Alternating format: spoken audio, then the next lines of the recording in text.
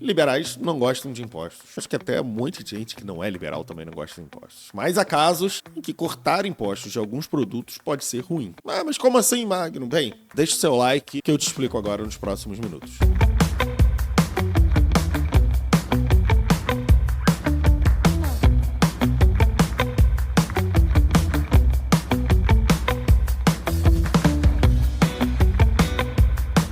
Em princípio, todo o imposto implica na retirada de riqueza da sociedade para financiar uma ação do Estado. Em geral, ninguém gasta melhor o dinheiro de uma pessoa do que a própria pessoa, já dizia Milton Friedman. Por isso, em geral, o imposto é ruim.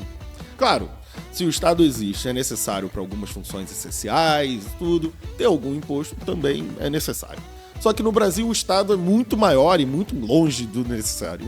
Tem obesidade mórbida. E o volume de impostos para o padrão dos países emergentes são muito maiores no Brasil e essa conta não fecha há muitos anos. Com um Estado tão ineficiente, a nossa tentação é sempre desejar o corte de impostos. Mas a gente precisa ter um pouco de cuidado com isso. Primeiro, porque antes de falar em cortar impostos, é preciso cortar os gastos do governo.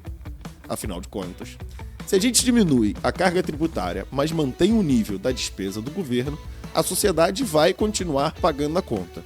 Ou seja, no futuro, em forma de dívida, ou pior ainda, agora, em forma de inflação.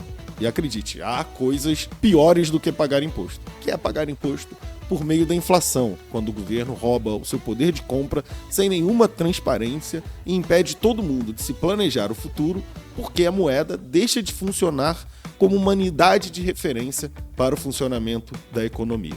Outra tentação muito popular entre os políticos é cortar imposto sempre que surge uma oportunidade, mesmo que seja só setorialmente. Então a lógica é o seguinte: se o imposto é ruim e eu não consigo tirar de todo mundo, então eu vou tirar aqui rapidinho de algumas pessoas e mantenho o resto de todo mundo.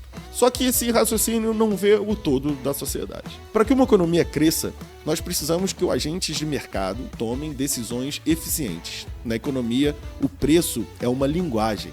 E a variação de preço permite que a gente calcule o custo e o benefício de cada decisão. Num sistema de preços livres, nós podemos escolher se compramos um produto ou outro, se vale mais a pena investir em um setor ou em outro, tudo baseado nos custos e nas expectativas de ganhos. Na hora de calcular os custos, os impostos, claro, já são uma parte embutida nessa conta. Agora, se eu corto o imposto de um setor, mas não corto de outro, o que acontece é uma distorção no mercado. É como aquele ditado do barato que sai caro porque o preço deixa de ser um indicador de eficiência econômica e passa a estar contaminado pela diferença do imposto.